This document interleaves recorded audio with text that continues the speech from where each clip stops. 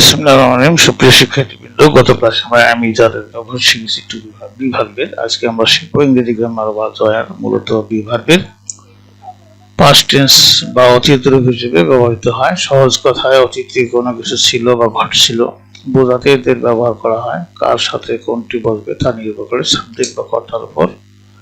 নিচে বিস্তারিত আলোচনা করা হলো ওয়াজের ব্যবহার। সাধারণত সিঙ্গুলার সাবজেক্ট এক পারসন এবং আই এর সাথে ওয়াজ ব্যবহৃত হয়। সাবজেক্ট আই, হি, শি, ইট এবং যে কোনো একক নাম যেমন রহিম, দ্য ক্যাট ইত্যাদি। গঠন হলো subject plus was plus object অথবা এক্সটেনশন। উদাহরণ যেমন আই ওয়াজ এ স্টুডেন্ট, আমি একজন ছাত্র ছিলাম। হি ওয়াজ ভেরি হ্যাপি স্টারডে, সে গতকাল খুব খুশি ছিল। It was raining in the morning, সকালে বৃষ্টি হচ্ছিল। The food was delicious, খাবারটি খুব সুস্বাদু ছিল।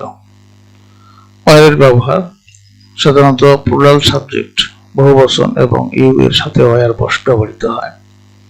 সাবজেক্ট ইউ, উই, দে যে কোনো বহুবচন নাম যেমন দি বয়েজ, মাই ফ্রেন্ডস ইত্যাদি। গঠন হলো subject plus were plus object plus into extension বা অথবা এক্সটেনশন। উদাহরণ হচ্ছে you are late for the meeting, তোমার মিটিং আসতে দেরি হয়েছিল। উই আর প্লেয়িং ফুটবল, আমরা ফুটবল খেলছিলাম। They are in Dhaka last week, তারা গত সপ্তাহে ঢাকায় ছিল। The birds were flying in the sky, পাখিগুলো আকাশে উড়ছিল। এক নজরে আমরা ওয়াজ ওয়ার পার্থক্য বা টেবিলে দেখবো। যেমন সাবজেক্ট এখানে ভার্ব, এখানে এক্সাম্পল।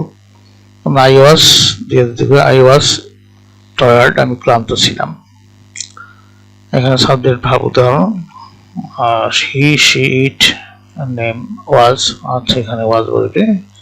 শি ওয়াজ বিজি, সে ব্যস্ত ছিল। ইউ ওয়ার রাইট, তুমি ঠিকই বলছিলে। উই ওয়ার ফ্রেন্ডস, আমরা বন্ধু ছিলাম। দে ওয়ার অ্যাট হোম, তারা বাড়িতে ছিলেন। বিশেষ দ্রষ্ট বা অবাস্তব কল্পনা উইশ অথবা hypothetical.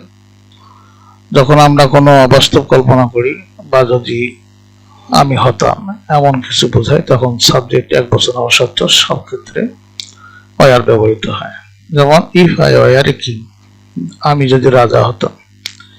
I wish I were a bird, আমি যদি পাখি হতাম।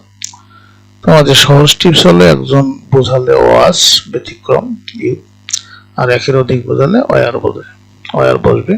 এই সব ওয়াজের ব্যবহার আশা করি খুব সহজেই তোমরা বুঝতে পেরেছো।